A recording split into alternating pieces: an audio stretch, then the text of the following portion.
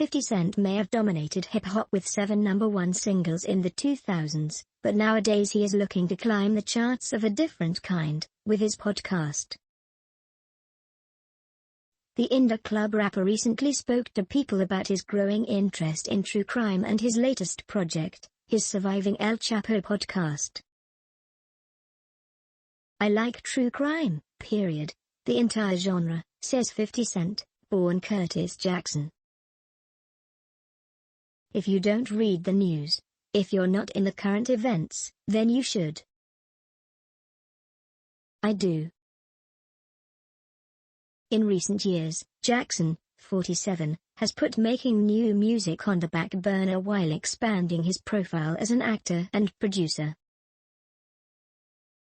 Jackson found success acting on the Starz series Power from 2014 until 2020 and has a role in The Expendables 4 next year.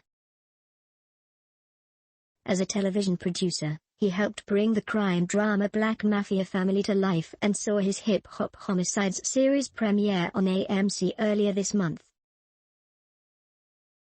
But his new podcast, about El Chapo and the Chicago twins who helped bring him down, is his latest passion. The series focuses on twins Pedro and Margarito Flores, who grew up in the drug business and went on to become two of the most powerful traffickers in Joaquin El Chapo Guzman Loera's hierarchy. To avoid extensive jail time, the twins flipped on Guzman in 2008. Their testimony and secretly taped conversations with El Chapo helped authorities slam a life sentence on the cartel kingpin. The twins still received 15 years in prison, according to the Chicago Sun-Times, which was considered a very lenient sentence for smuggling roughly 71 tons of cocaine and heroin into the country. The twins are now reportedly on supervised release from prison, but not without risk. A judge warned the brothers to be on the lookout for Guzman's hitman. Both Jackson and co-host Charlie Webster tell people that Surviving El Chapo producers went through intricate steps to get the brothers in the same room for interviews, hosting their talks in a discreet safe house with security posted outside. According to Webster, "We did speak to them separately, but to get them in this house, we thought it was so important to really show who they are by them being together."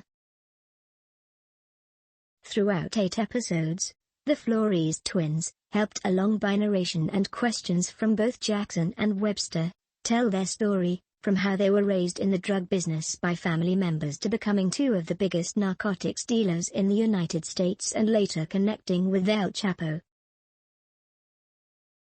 Jackson delivers personal anecdotes about his own history dealing drugs, and even reveals that at one point he met the Flores twins in Chicago's Cabrini Green housing project when he was an up-and-coming star and before they got involved with international drug trafficking. Says Webster, "We also wanted to tell the reality of what so many young kids get brought up in and how it can turn out." True crime storytelling, Jackson says, is stirring up new ideas for the rapper-turned-podcaster. "This is just the first one for me and Charlie," he vows. "You're going to see more."